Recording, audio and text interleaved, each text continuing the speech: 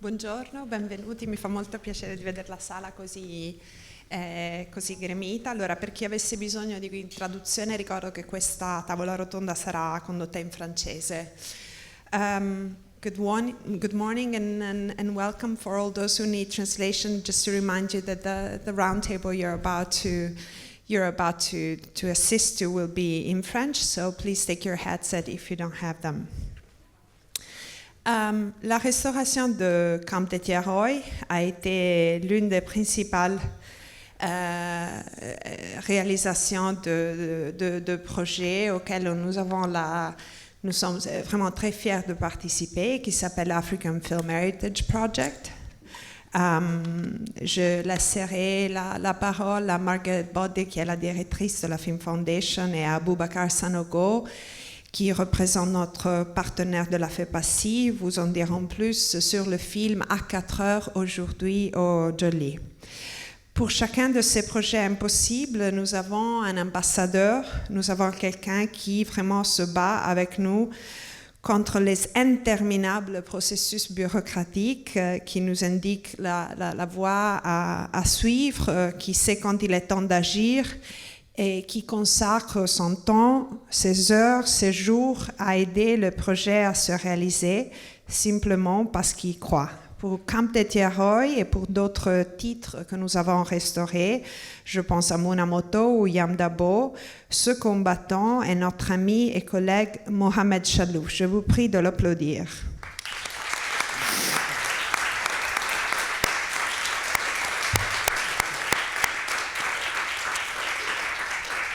Et c'est alors avec grand plaisir que j'ai accepté sa proposition d'organiser cette table ronde avec l'idée de mettre à la lumière les opérations de coproduction solidaire Sud-Sud, comme il les appelle, dans une époque dans laquelle le rêve panafricain semblait encore possible. Avec lui, nous avons le plaisir d'accueillir Madame Keina Atia, monteuse tunisienne de Camp de Thiaroye, avec plus de 25 films, parmi lesquels Fatkine, aussi par Ousmane Sembène, Guiba par Oumar Sissoko, Les sabots en or par Nouri Bouzid et Passion de Mohamed Malas, qui sera là cette semaine et qu'elle a également coécrit. Bienvenue.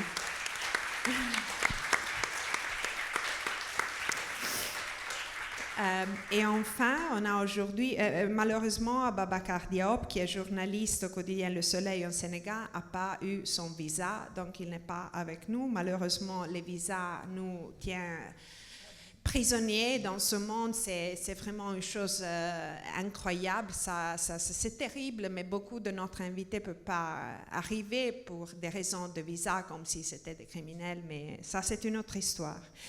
Et enfin, Anouchka de Andrade, qui a présenté hier la trilogie sur le carnaval de sa mère Sarah Maldoror, avec laquelle elle a collaboré au cours des 20 dernières années et qui a travaillé aussi dans le patrimoine culturel et la production en France, en Espagne, en Colombie, en Bolivie, au Venezuela, au Pérou et dans la région de l'Équateur. Elle est une grande amie et vraiment on est très heureuse qu'elle est là. Alors, je vous laisse la parole. Merci.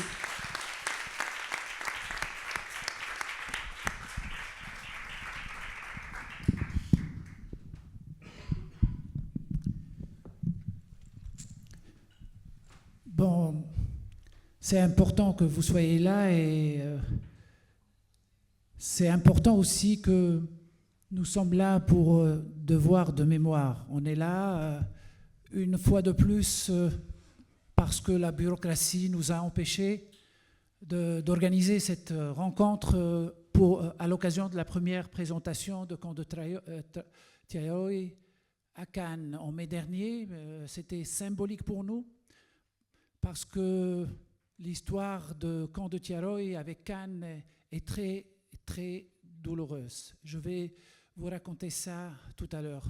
La bureaucratie qui nous empêche d'avoir Baba Diop ici continue à persister. Elle persiste, elle nous empêche de cueillir la volonté de nos amis des cinémathèques de Pologne ou d'autres cinémathèques de la FIAF pour faire quelque chose pour notre patrimoine, parce que ici, sur la rive nord de la Méditerranée, on dépense beaucoup d'argent, beaucoup de moyens, l'Union européenne. Il y a aussi une conscience de l'urgence de comment on dit ça, conserver et préserver le patrimoine cinématographique mondial. Et dans ce cadre-là, il y a de temps en temps un film africain qui a de la chance d'être pris en charge par les institutions et les cinémathèques des amis du Nord, et il est restauré. Mais notre patrimoine est très grand. 50 ans ou 60 ans de production cinématographique veut dire beaucoup de films dont on ne sait pas où ils sont, s'ils sont bien conservés leurs négatifs, ou si les ayants droit et les héritiers de ceux pionniers qui nous ont quittés sont sensibles et ils sont conscients de l'importance de faire des recherches et des actions pour les préserver. Je vais demander de passer à la première photo, s'il vous plaît.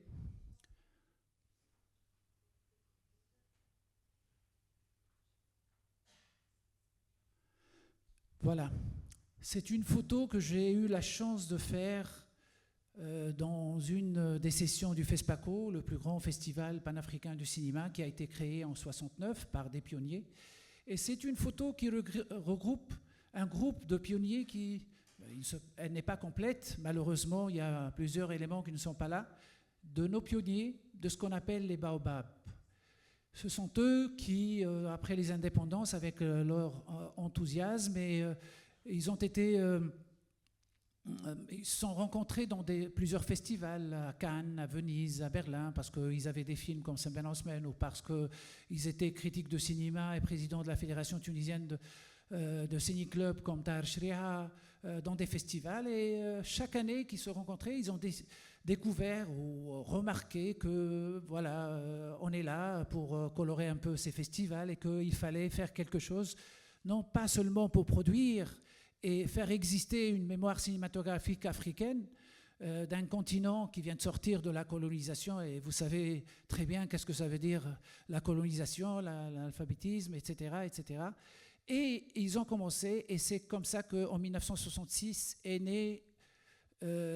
sont nées les journées cinématographiques de Carthage en Tunisie, parce que nos pionniers ne voulaient pas faire une vitrine, ne voulaient pas faire de montée d'escalier, de tapis rouge, voulaient créer des moments de rencontre, de confrontation, de collaboration. Et cette photo symbolique où on voit Tahar Shriha, Saint Ben Osman de Tunisie, Saint Ben Osman du Sénégal, Timothée Bassori de la Côte d'Ivoire, Léonel Gahan de l'Afrique du Sud à l'époque en lutte continue contre l'apartheid, qui était le représentant de l'ANC, et Medondo dans cette photo, probablement ils étaient en train de discuter comment trouver une solution pour un film comme Comte de Tiaroy, qui n'a pas trouvé de preneurs et de financement et de producteurs français, parce que plusieurs et beaucoup de films de notre continent, il ne faut pas le nier, ont trouvé des financements à travers le ministère de la Coopération française ou à travers des producteurs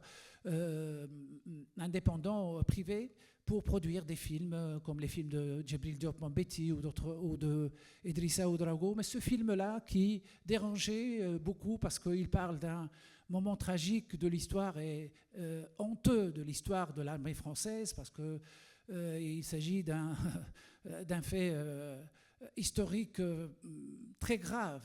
Les tirailleurs sénégalais et de toute l'Afrique qui avaient combattu contre le nazisme avec la France, avec les autres pays, rentrent chez eux et à la fin ils ont malmené et maltraité, et ce film-là ne trouvait pas de soutien.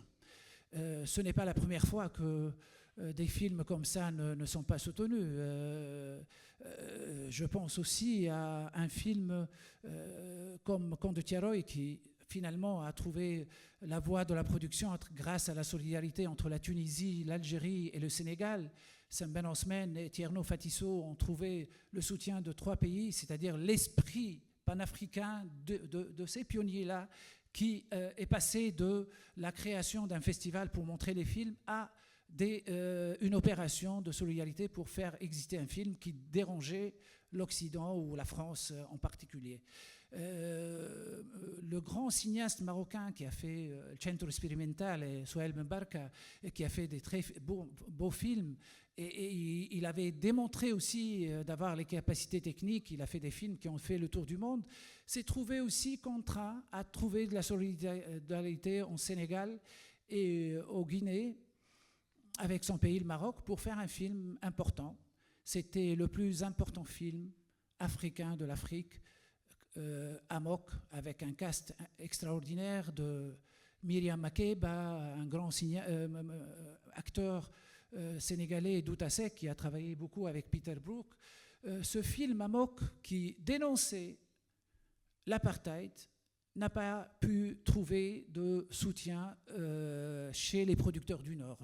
Ce n'est pas bizarre, c'est comme ça. Il y a une solidarité non déclarée pour ne pas laisser des films qui racontent un point de vue très dur des auteurs du Sud, et il n'a pas été produit. Il a trouvé le Sénégal, la Guinée. Le film a eu beaucoup de succès, il sort. Et ce n'est pas fini. On n'a pas voulu produire le film, mais on n'a pas voulu aussi le distribuer. Et je me rappelle qu'un distributeur suisse, je ne me rappelle plus la société de distribution, a acheté à un prix fort les droits de distribution dans toute l'Europe du film, pas pour le distribuer, mais pour le boycotter et le laisser chez lui, avoir les droits pour 10 ans, et le film n'est pas sorti. Et on a attendu 10 ans pour pouvoir projeter le film dans des villes comme Perugia ou Milan. C'est-à-dire que ce qui arrivait avant et ce qui nous a ouvert les portes, moi j'ai ouvert les yeux sur ces pionniers, j'ai eu la chance de les connaître et de m'engager pour mon continent, parce que les Tunisiens ne savent pas beaucoup de choses sur l'Afrique, ils ne sont pas sensibles. On voit ce qui se passe dernièrement sur les immigrés subsahariens qui sont en Tunisie, qui sont malmenés, qui sont obligés de quitter les villes et aller vers le désert pour ne pas traverser la Méditerranée. C'est-à-dire que nous aussi, nous sommes des complices parce que nous empêchons ces gens de faire ce qu'ils veulent, d'essayer de voyager et d'essayer de changer leur destin, n'est plus à la mode maintenant. Nos festivals sont gérés de Carthage à Ouagadougou, le FESPACO, et je le dis sans avoir aucune peur, par des lobbies, par des gens qui pensent à leur propre intérêt, par des mafias locaux, des gens qui essayent d'utiliser ces festivals créés par les pionniers pour pouvoir faire leur intérêt, être invités pour faire leur carrière, etc. Ouais, une après l'autre, s'il vous plaît.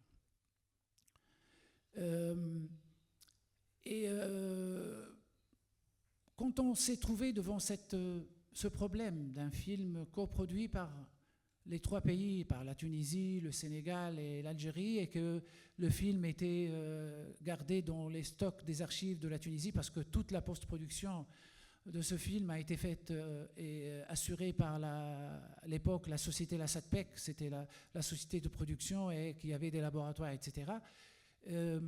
On s'est dit que si nos bureaucrates ne sont pas sensibles et ne nous aident pas et ne comprennent pas une sollicitation même du ministre sénégalais de la Culture pour faire sortir ce film, pour le restituer au public, pour lui rendre justice aussi, pour revenir, et qu'on a compris que quelque chose a changé, que cette solidarité panafricaine n'est plus à l'ordre du jour, que ceux qui sont là maintenant ignorent ou veulent ignorer ou veulent mettre à la première place leur intérêt personnel, et cette solidarité qui a réuni Samben, Cheria Alassane, Sarah Maldoror et Paulin Vieira et d'autres n'a pas été transmise aux nouvelles générations. C'est la globalisation, c'est l'exploitation du pouvoir pour faire ce qu'il et à faire pour son propre compte. Et Si cette manifestation, cette initiative est devant vous, c'est un bien. Si la bureaucratie nous a empêchés de organiser l'initiative à Cannes, c'est un bien. Parce que ici, c'est un festival de cinéphiles, de gens qui savent ce qui est le patrimoine, qui ont un vrai intérêt pour le patrimoine cinématographique, pas un intérêt pour les stars et pour le buzz et pour le tapis rouge, comment on dit ça, des choses qui envahissent les autres grands festivals internationaux. Et pour rester dans le thème, le Sud n'a pas essayé de temps en temps, comme l'a fait avec le Burkina Faso, par exemple. C'est grâce aux activismes et la classe dirigeante de l'époque, quand il y avait Thomas Sankara, qu'un film comme Saraounia, le film historique sur les premières infiltrations françaises au Niger, de Medando, a vu le jour. C'est le Burkina qui a mis tout, l'armée, les moyens techniques, la logistique et tout, pour que ce film anticolonial existe. La même chose, Medando, comment il s'appelle, Haile Gerima. C'est grâce au Ghana et au Burkina, des choses de science-fiction maintenant que le Burkina ou le Ghana mettent à disposition de cinéastes africains des moyens pour faire des films. C'est Sankofa, le film sur l'esclavage, ce film qui a fait le tour du monde et qui a eu un succès extraordinaire. Il est sorti aux États-Unis. C'est la première fois qu'un film d'un cinéaste de la diaspora qui a un grand succès. C'est toujours la même chose. C'est une solidarité sud-sud qui a fait naître ce film et fait exister un film comme Sankofa de Haile Gerima. Mais l'Algérie, qui était à l'époque, et Anouchka va nous raconter un peu des épisodes de solidarité et d'attention de l'Algérie post-colonisation française, après la bataille d'Alger, après l'indépendance algérienne qui était très symbolique, et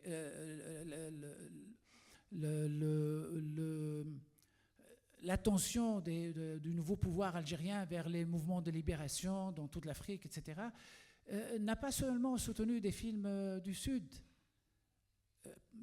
Peu de gens savent qu'un film comme Z de Costa Gavras, c'est grâce à l'Algérie qui existe.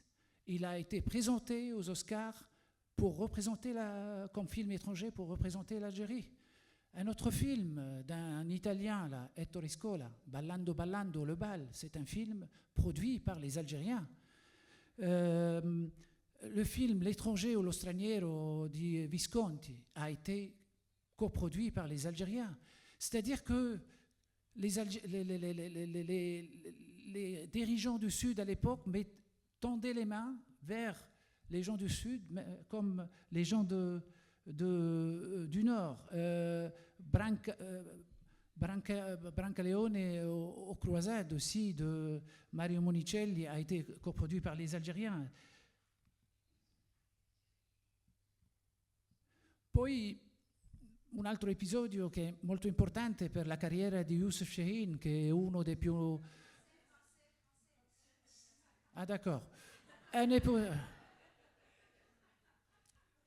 40 ans d'Italie, voilà, font des mauvais tours. Aboubacar, ta place t'attend ici, Aboubacar. S'il te plaît. Tu veux les applaudissements ?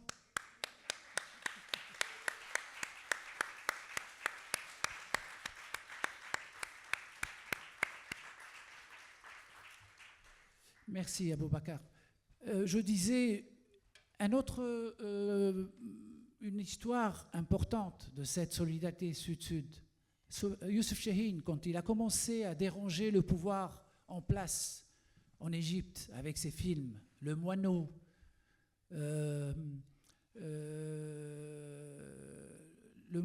et après Le Retour de l'enfant prodigue, des films très critiques envers les sociétés arabes, égyptiennes, etc. Il a trouvé refuge en Algérie. Il a fait 2 films avec eux. Il a fait Le Retour de l'enfant prodigue et Le Moineau sur la guerre des 6 jours. Et puis, c'est la Tunisie qui a pris la relève. C'est grâce à la Tunisie que Youssef Chahine a a produit La Mémoire, qui est un film très connu, et Hadoutha Masriya.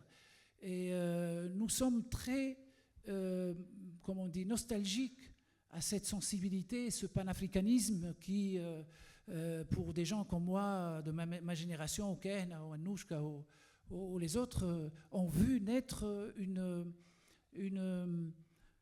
un mouvement qui a essayé même d'organiser la distribution chez nous, parce que l'importance de Tahar Shria, le pionnier du cinéma en Tunisie, et l'ami fraternel de Salman Osman, sa préoccupation était la distribution. Nos écrans étaient colonisés par le cinéma américain et européen.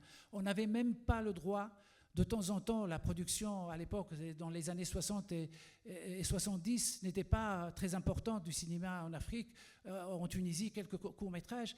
Par contrat entre les propriétaires des salles, les distributeurs chez nous, et les majors américaines, il n'y avait pas de place pour notre cinéma. Et ils ont lutté ensemble pour libérer les écrans, nationaliser les salles de cinéma. Ça a eu lieu en Tunisie, au Burkina, en Algérie, dans plusieurs salles. C'est-à-dire que cette atmosphère, cette solidarité que je vous ai dit, a emmené les Algériens à coproduire un film de Madagascar, un pays lointain qui n'est pas ni du Maghreb, ni de l'Afrique subsaharienne, mais il a été coproduit. L'Algérie a fait encore plus, le Mali, grâce toujours à quelqu'un d'une grande sensibilité, un ex-président de la Fédération marocaine des ciné-clubs, Nourdine Sahel.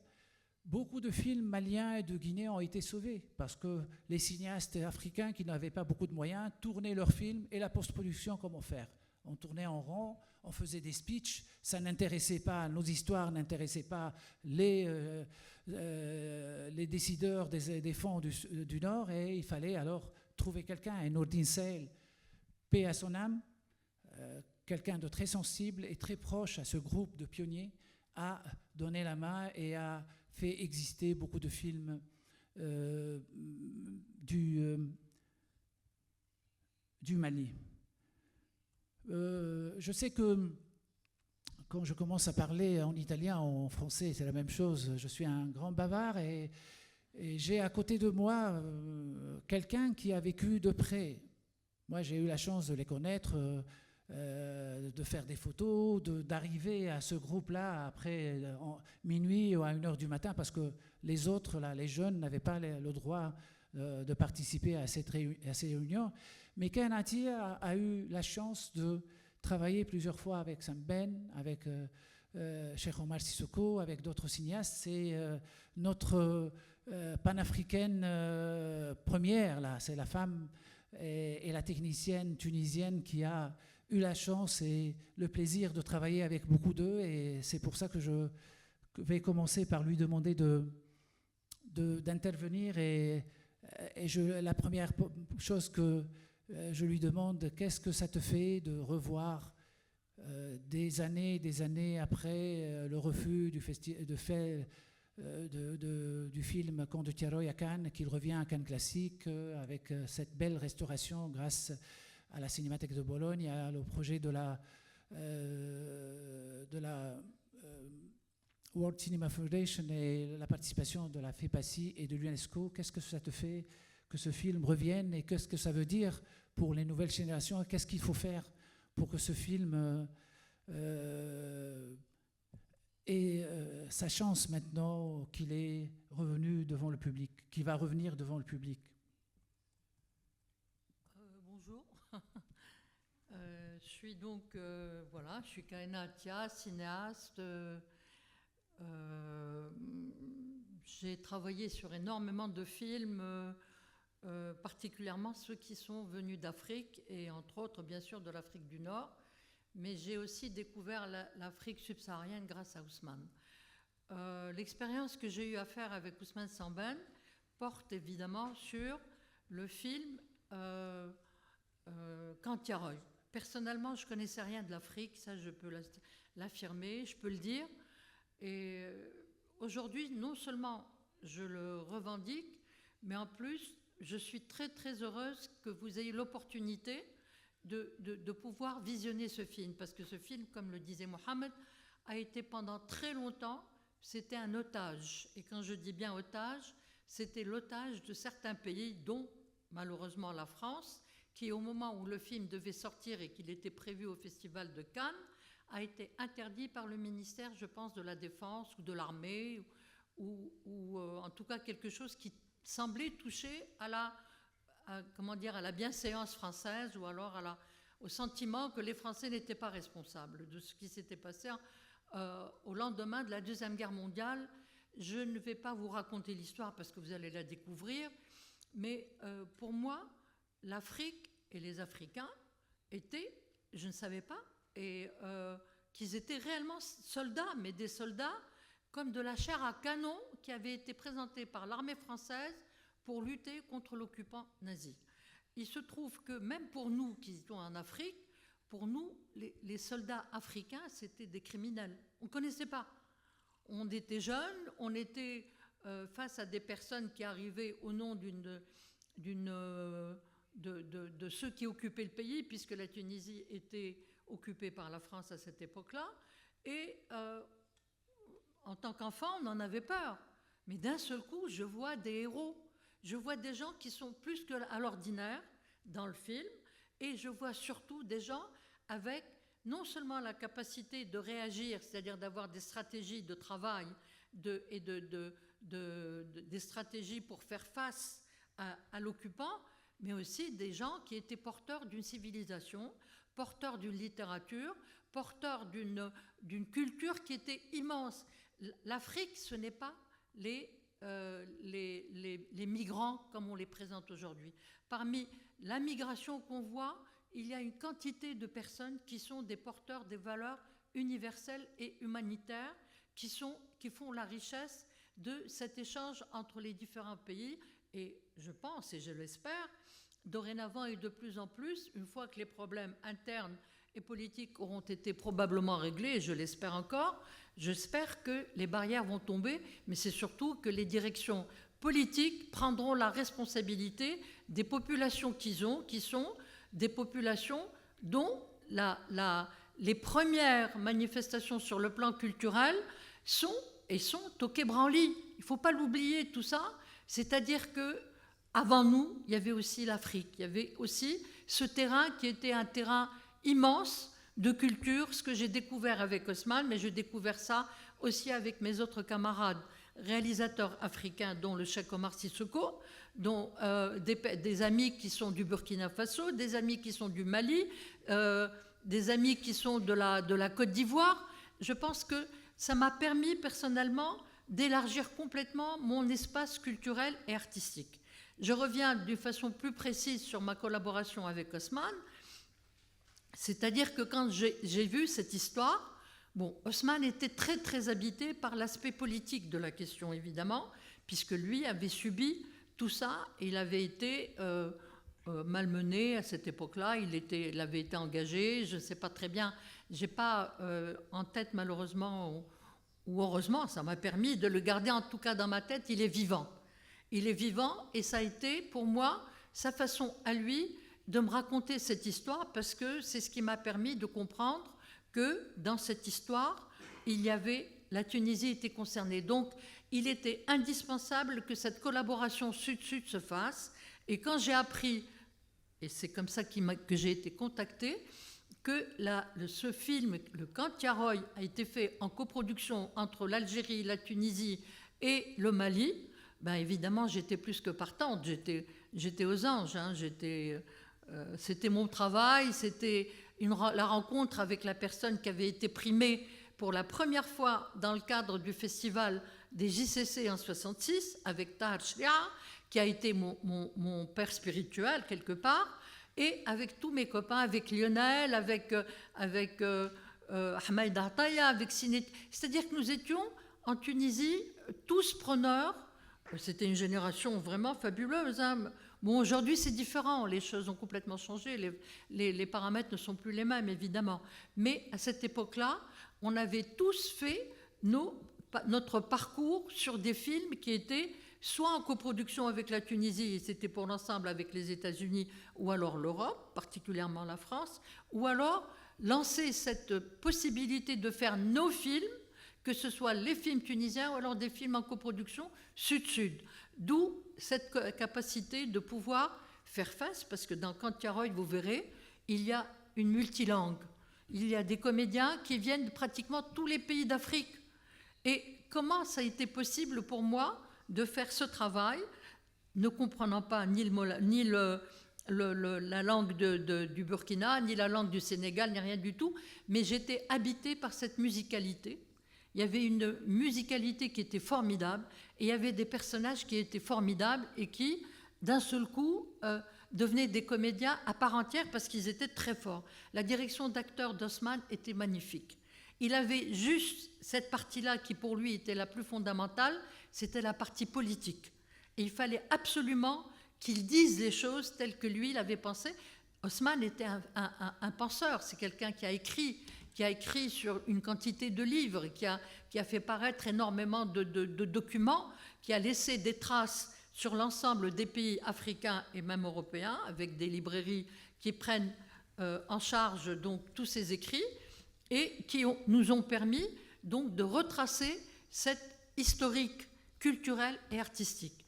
Personnellement, j'ai veillé beaucoup plus, c'est vrai, au niveau de l'artistique avec Osman, parce qu'il ne fallait pas non plus que ce soit uniquement, mais comme disait hier Costa Gavras, enfin dans les documentaires de Costa Gavras, le cinéma est politique. Et qu'on le veuille ou non, c'est ce qui retrace notre histoire. Et c'est les films qui seront là pour tout, pratiquement tout l'avenir, et qui seront les meilleures informations pour les générations à venir. Je voudrais quand même préciser que Kantiaroy, n'ayant pas été projeté à l'époque déjà, parce que ça fait quand même un certain nombre d'années où il a été fait, mais les seuls films dont on parle et dont on a parlé l'année dernière, c'est 2 films qui ont parlé, mais très très très vaguement sur le Kantiaroy. Il y a Tirailleurs, qui est un film français, je pense, et il y a un autre film qui a été fait, de Bouchareb, oui, mais enfin bon, c'est un... Et puis il y avait mais Kantiaroy n'existait pas.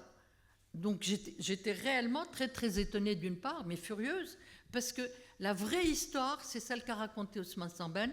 Il l'a racontée avec des collaborateurs à lui qui étaient Tierno Fatisso.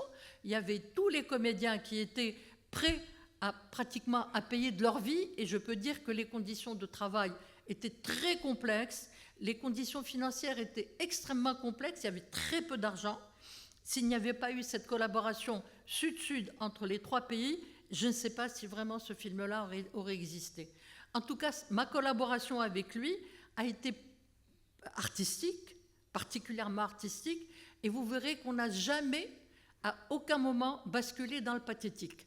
C'est-à-dire que ce qu'il fallait absolument, c'était maintenir les idées et les réflexions d'Osman et les rapports qu'il avait, puisqu'il les a fait dire par des intervenants qui étaient des intervenants français, qui étaient des militaires français, mais qui étaient dans la justice de ce qui pouvait être engagé vis-à-vis de ces soldats qui étaient les soldats africains, et il fallait absolument le faire savoir sur le plan international, et je pense que le cinéma, c'est le meilleur vecteur pour faire parvenir à toutes les populations, à condition que ces films-là trouvent une distribution, pour faire comprendre que notre passé est africain, mais notre avenir est multiple.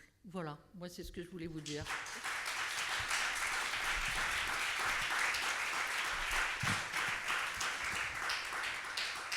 Merci Kanal. Moi je voulais revenir à cette photo. Malheureusement, sur les 6 qui sont autour de la table, il ne reste que Timité Bassori de la Côte d'Ivoire. Une pensée, je lui envoie un grand salut d'ici, que Dieu lui donne de la bonne santé.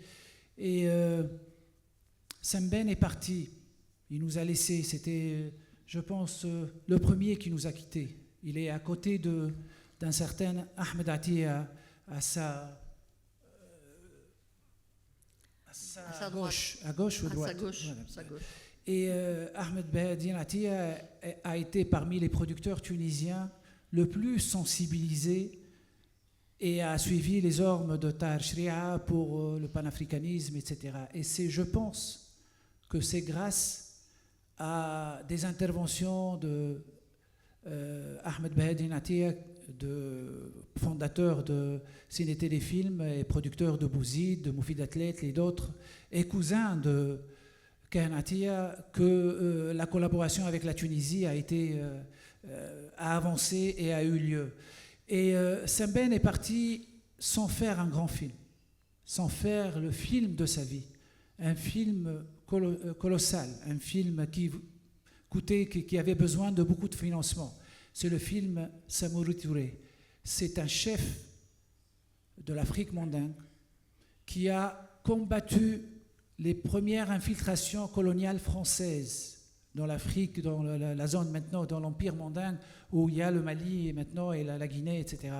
Et il l'a combattu jusqu'à la fin de sa vie. Il a été même au Japon pour demander des financements, parce que les Français parlaient de Almami Samori Touré, qu'ils ont assassiné, capturé et humilié et tué, assassiné, parce qu'il avait derrière lui toutes les populations mandingues de l'époque n'ont jamais voulu financer ce film. Il était au Japon, les Japonais lui ont promis des groupes électrogènes pour faire le film, un film avec des costumes, etc. Et je suis certain que les archives de ce film qui sont parties aux États-Unis, quelque chose qui me fait beaucoup de mal parce qu'ils sont loin maintenant, il y a tout. J'étais une fois chez Sembène, il y avait tous les croquis, tout était prêt. C'est seulement l'argent.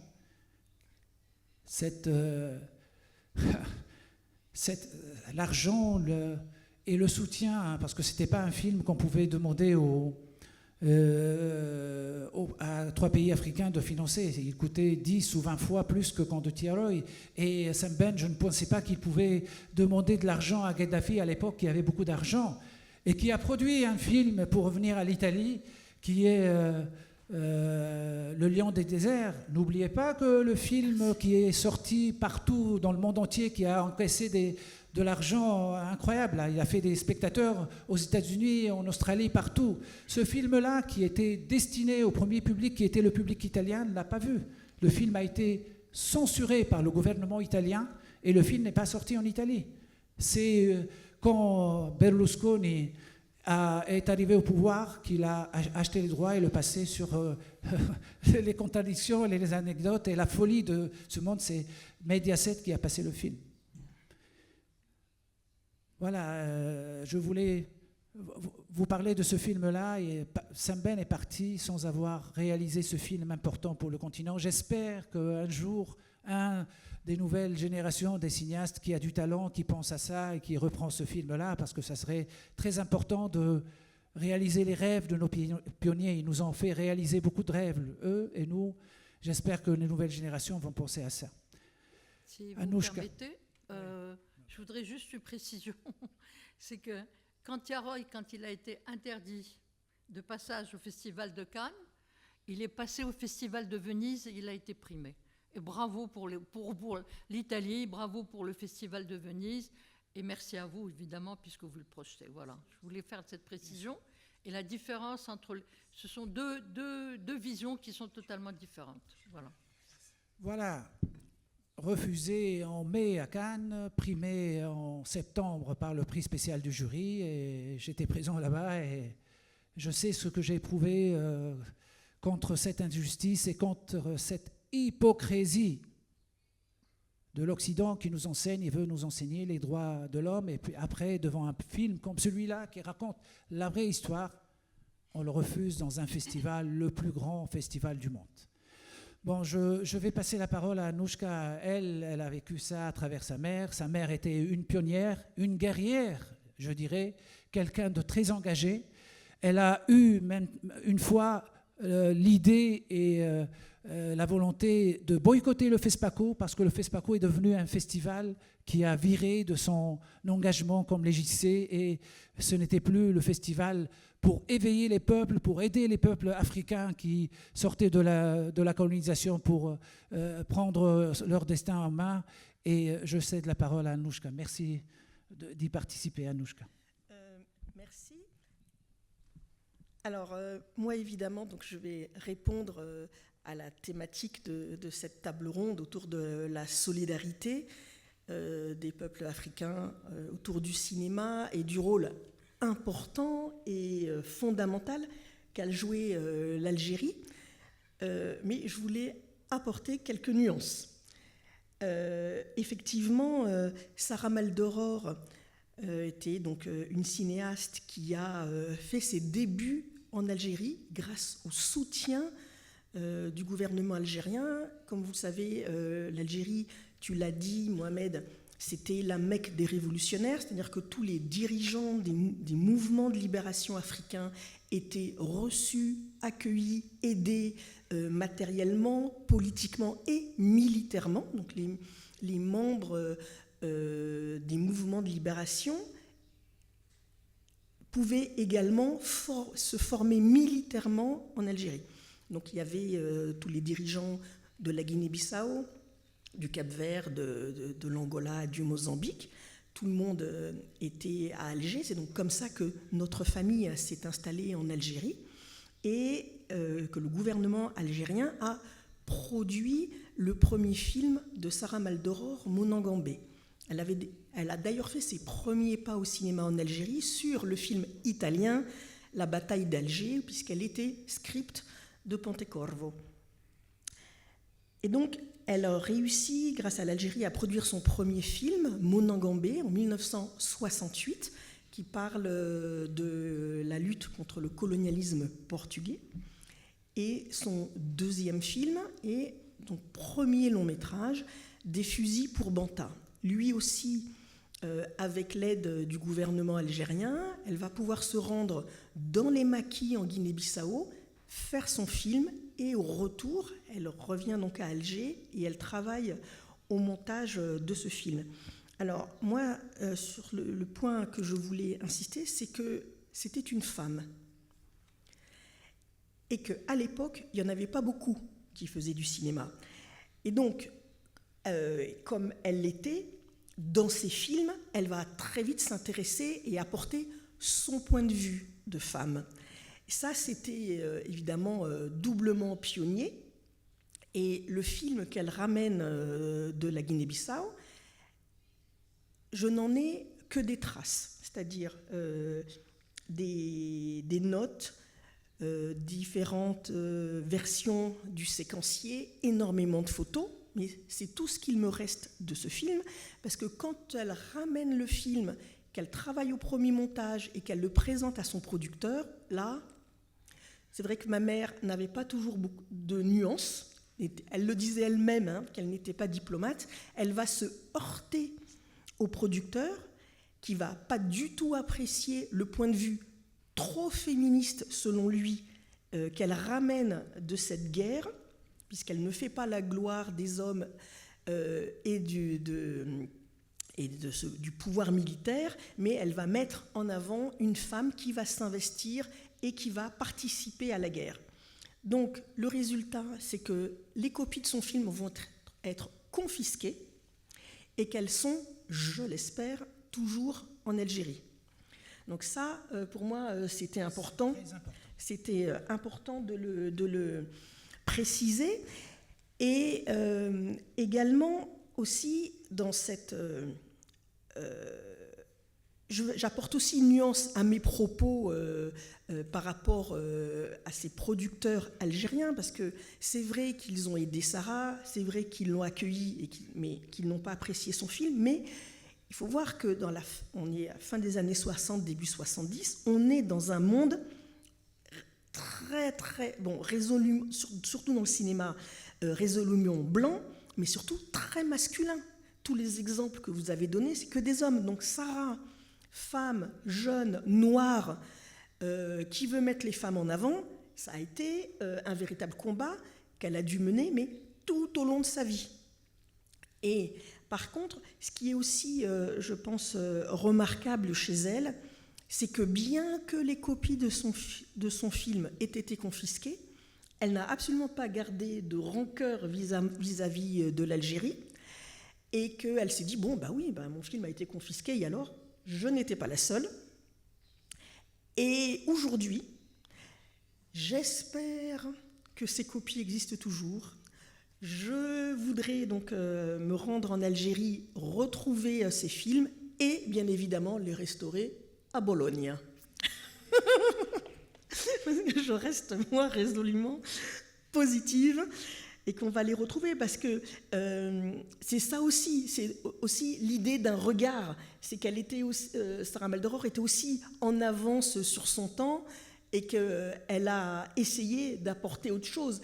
Après, la solidarité avec les Africains, ses camarades, parce qu'elle était là aux premières années du FESPACO, évidemment aussi au JCC à Tunis, mais que ça n'a pas été facile, ni même avec ses camarades cinéastes qui trouvaient qu'elle était un peu trop, comment on va dire,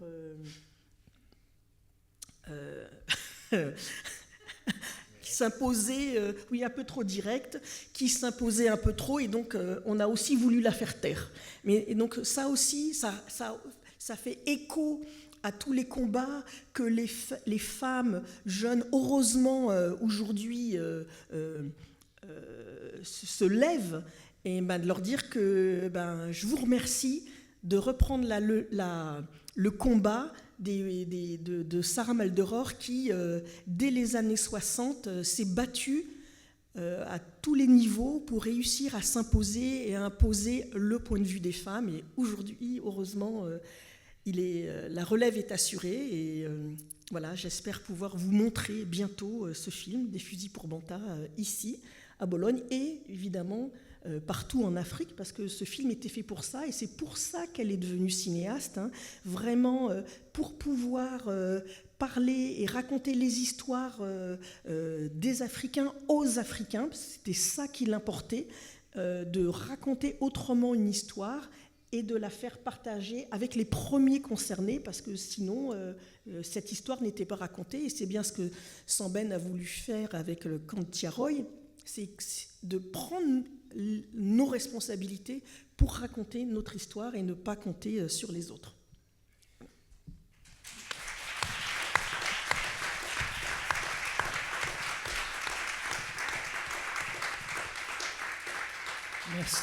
Merci Anouchka. Moi, je me rappelle de cette ferveur, cette énergie qu'avait Sarah pour défendre ses points de vue et sa personne, parce que c'est vrai, il y avait Safi Faye aussi qui devait trouver sa place auprès de ces hommes, même si c'était progressiste, etc. Il y avait aussi plus d'affinité entre hommes que les femmes, etc. Mais je me rappelle aussi de ce qu'elle disait de la cinémathèque algérienne aussi. On parle des JCC, on parle du FESPACO, mais la cinémathèque algérienne était une plateforme et une plaque tournante pour le cinéma, pour montrer le cinéma africain, et tous les cinéastes passaient par la Cinémathèque d'Alger. Ils n'avaient pas un festival, mais c'était une structure. Malheureusement, maintenant, elle n'a plus la valeur qu'elle avait, mais avant, la Cinémathèque algérienne a soutenu beaucoup ses pionniers.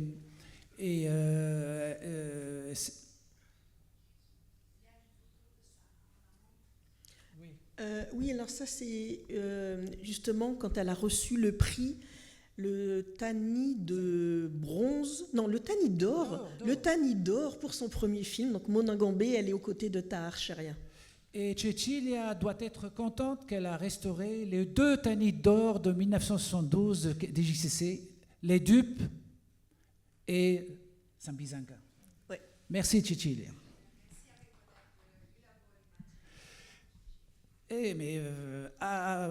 Voilà, tu passes les remerciements là. C'est toute la. C'est le meilleur labo du monde. Ouais, voilà, c'est toute la ville de Bologne qui est fière de ce laboratoire, et nous aussi on est fiers de cette structure, parce que ça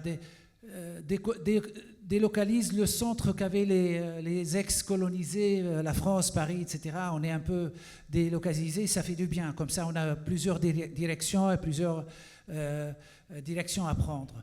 La FEPACI est né après avoir créé 2 festivals. Les cinéastes ont pensé, les pionniers ont pensé à créer une structure qui réunit et qui fédère les cinéastes du continent. Et nous avons avec nous Aboubacar Sanogo, qui représente l'actuel bureau exécutif de la FEPACI. C'est une organisation, fédération très importante du continent, qui à l'époque était un lieu de discussion, de débat et de confrontation par ses pionniers. Et maintenant, il y a la relève. Et la FEPACI essaye de montrer ces films restaurés dans les festivals et les faire circuler, parce que c'est important que les films soient restaurés, mais qu'ils reviennent devant les nouvelles générations. Et je vais demander à Aboubacar, qui a dit à la dernière minute de notre manifestation, de notre événement, d'intervenir et de nous parler un peu de ce que la FEPACI pense de tout ça et de comment il faut s'organiser pour non seulement restaurer nos films importants et nos chefs-d'œuvre, mais aussi toute la quantité d'archives que nous avons et qui ne sont pas chez nous ou sont mal conservées chez nous aussi. Ok, eh bien, merci pour ta question. Merci à tous d'être là. Merci à la Cinémathèque d'organiser ce panel. I'm going to speak English because French is now my third language or fourth language, so English will be best for me at this point, if you don't mind. Tu parles anglais? Oui, je vais le faire en anglais si ça vous dérange pas. Il y a le truc là. Due cuffie è possibile? Grazie. Well, I'll try to, as I said, I don't work in French. I speak from a francophone, but I don't really speak French that much anymore, at least in terms of writing it and so on. So I write in English, so it'll be easy at least to start. Okay, so FEPACI and the question of Pan-African cinema, obviously the name itself speaks to this question that is at the heart of the African Cinema Project, which is, of course, Pan-Africanism. Pan-Africanism is the ideology that presided over the liberation of the entire African continent. That's been around since at least the 1800s, actually. Some people claim that it starts somewhere officially with the Haitian Revolution in 1804. Haitian independence of the first independent republic, or the second independent republic of the Americas, and the first black independence republic. It's an ideology that allowed for people of African descent to organize themselves in the face of incredible brutality that presided over the sale of their bodies to Europe, to the Americas, of working for free for 300, 400, 500 years, depending on where one was. So to put an end, if you will, to a long regime of oppression and subjugation. And this ideology, of course, informed our various liberation struggles over the years.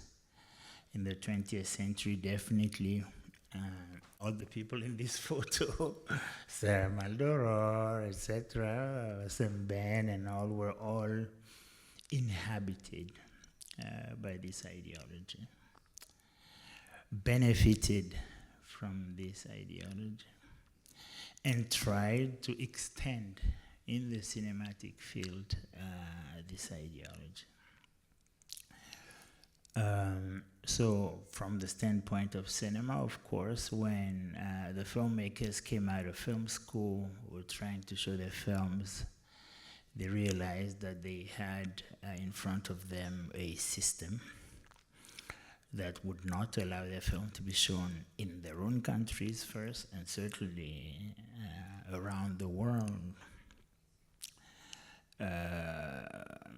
highlighting the famous quote by Tahar Sharia, who said, "Those who hold firm distribution hold the cinema." It still remains true today. And so they decided to create institutions, if you will. Sharia. Sharia, yes. To create institutions, if you will, mechanisms, spaces, networks that would allow for the emergence of a free, independent, autonomous African cinema. And that involved creating these festivals that Shalouf was mentioning, JCC, FESPACO, Mopafis, which disappeared, and others. It involved also creating an association of filmmakers, a Pan-African Association of Filmmakers called the Pan-African Federation of Filmmakers, FEPACI in French, Fédération Pan-Africaine des Cinéastes. So in a way, what was missing a little bit from the conversation earlier is that element of the network and the structures of Pan-Africanism in the cinematic field that enable precisely a film like Kande Charoy. I would argue many of the films of Sam Aldoro, and much of African cinema of the 1960s, 70s, 80s, and 90s. There you go. And the 90s. Now, Shalouf was mentioning, or many people were mentioning, that the times have changed, that the militancy, so to speak, that used to preside over these periods that allowed for absolutely fantastic experiments, such as all the films that have been mentioned so far. Not all were created under the aegis of FEPACI, but definitely under the aegis of Pan-Africanism, cinematic Pan-Africanism, no doubt about it. Now, with, of course, as many movements and historical enterprises, the temporal factor matters a lot. We were also in a bipolar world, etc. There were also different ideological configurations that allowed for certain things to happen and others not to happen. And we all know that all this infrastructure, ideological infrastructure, if I could call, has collapsed. Only one of them has collapsed, and another has taken over and essentially subjected the entire planet to its forceful will. One where the foregrounding of individual interests, the diminishing or the backgrounding, if I could call so, of efforts towards solidarity, etc., became the rule of the land, so to speak. So in our cases, some of the structure that made possible some of the film that we are talking about are, for example, the nationalization of cinematic production, exhibition, and distribution. And so if Algeria, you heard the name Algeria a lot, but Guinea and others, Burkina at some point, etc., all took the nationalization turn, so to speak, in order precisely to create this idea of a national cinema that would be state with a foregrounding of the participation of the state, and that would really create a new cinema for this continent. So we can't take that structure out of it, otherwise we don't understand any. We have to look at the political economy of that as well. And that political economy which allowed for many of these films to be made with collaboration between, for example, Tunisia, Algeria, Senegal, in the case of Kandé Charoy or Amok, as again, there are infinitely other films, Medhondo's films, as you know, and many other films. At the level of exhibition, there were also experiments and production even. FEPACI itself certainly had an experiment called CIDC Ciprofilm, which was intended to precisely respond to this question: how do we finance our cinema? How do we produce it, distribute it, exhibit it? These companies were created for that. They unfortunately did not last long for various reasons, internal reasons, but also external reasons, because they were also fought very, very hard by our former colonizers. As always, our problem still remains. Many of our problems, certainly in their aspects, remains there. And so a lot of experiment became failed experiment by virtue also of the forms that they would take. So the dominance of the states in the process, while interesting and enable some of the film, for example, of Sarah, etc., also had some limitations, because of course if it didn't please the state or the leader at the time, it could be cut short and so on and so forth, not circulated, not distributed, and so on and so forth. So we have to obviously make a critical account of also the participation of the state in the entire film production apparatus, because for a long time also you could argue that African filmmakers were working for the nation, for the country, but often against the state. Right? Often against the state, which did not facilitate the continuation of some of these experiments. But as I said, with the advent of globalization, of course, one of the mandates that were imposed on African countries was precisely to divest themselves of the field of culture, and therefore to let the market be king. So it has been king, as you can see. So all our complaints here have to do precisely with the moment when the market took over the dispositif, and therefore put all efforts, all energies, all ideas toward creating this traditional Pan-African cinema, African cinema. Quasi impossible, because all our governments first they were forced to divest from the field of culture and to invest in other things.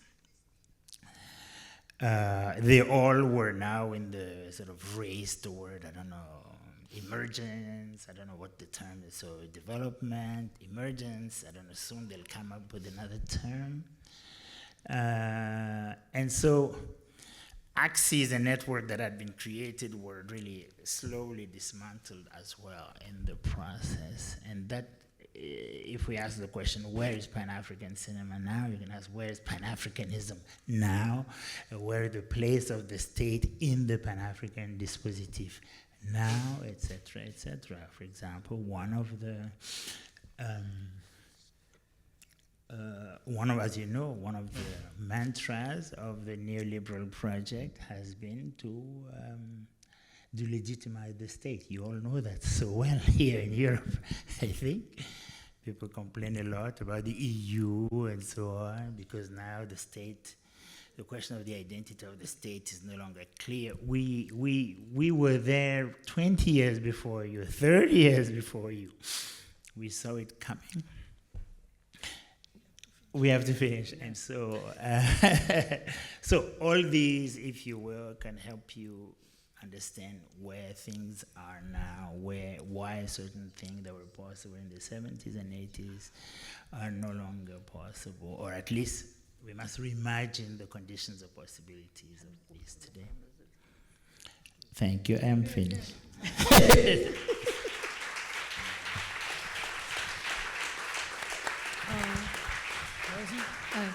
Voilà, je voudrais juste rappeler quand même une chose, c'est que dans le cadre effectivement de la FEPACI, mais à très longtemps, en 91, et nous avions organisé d'ailleurs avec Sarah Maldoror, l'association des femmes de l'audiovisuel.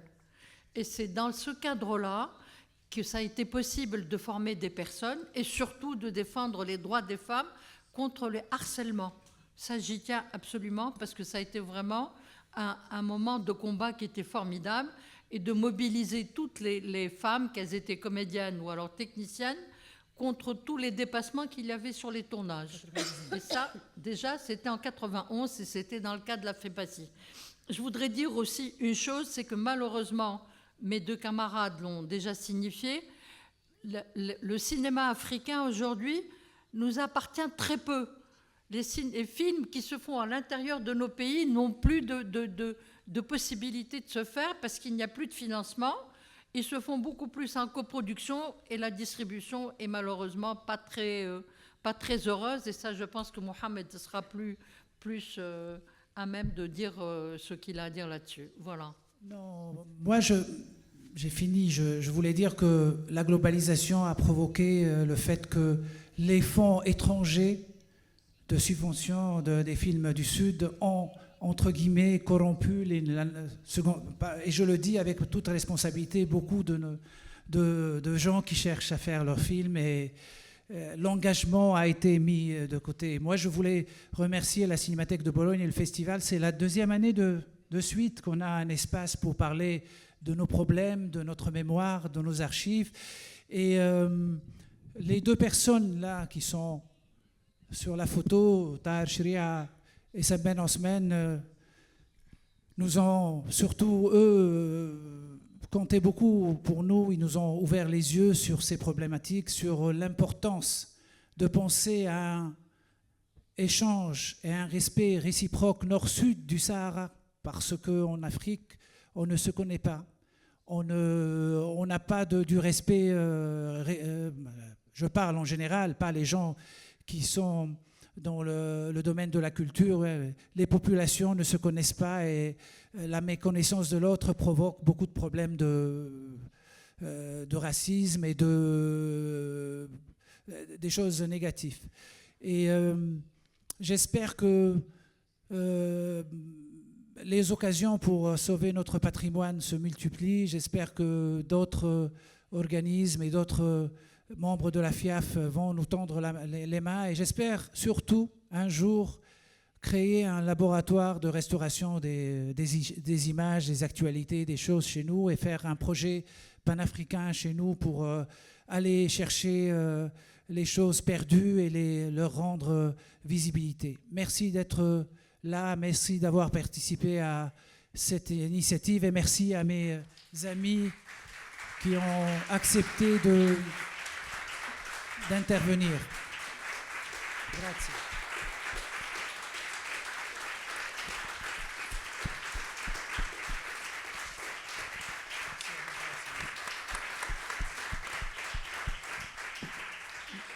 Bien, je vous remercie aussi, Aboubakar, Anouchka, Mohamed et Kena. Je vais essayer de donner, je l'ai dit, chaque année un espace comme ça dans les années suivantes parce que je pense que l'accueil de l'année dernière, la discussion de l'année dernière, mais aussi aujourd'hui, je pense que c'est vraiment important de tenir un focus, une lumière sur ces thématiques sur l'Afrique et vraiment on espère un jour d'être à Tunis, au Burkina pour célébrer la naissance d'un labo, d'un centre parce que notre espoir est vraiment que oui, on est dans la Méditerranée mais notre espoir est véritablement de supporter la création. Nous ne sommes qu'un moyen.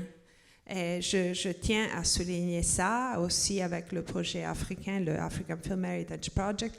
La FEPACI n'est pas un partenaire, la FEPACI est le projet. Nous sommes des moyens, sinon on va répéter la même histoire à l'infini. Donc nous sommes des moyens techniques, de recherche, économiques, financiers, mais cela fait partie pour nous le projet. C'est des tables rondes, des discussions comme ça qui nous enrichissent énormément. Donc c'est nous qui remercions ce genre de discussion et vous qui participez. Merci. Oui.